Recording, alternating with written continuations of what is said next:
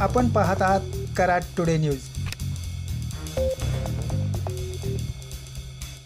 पुणे बेंगलोर महामार्गावर कराडच्या 6 पदरी उड्डाणपुलावरील कामांना प्रारंभ झाला असून पुलाच्या मध्यभागी दुभाजक बांधणी सुरू करण्यात आली आहे।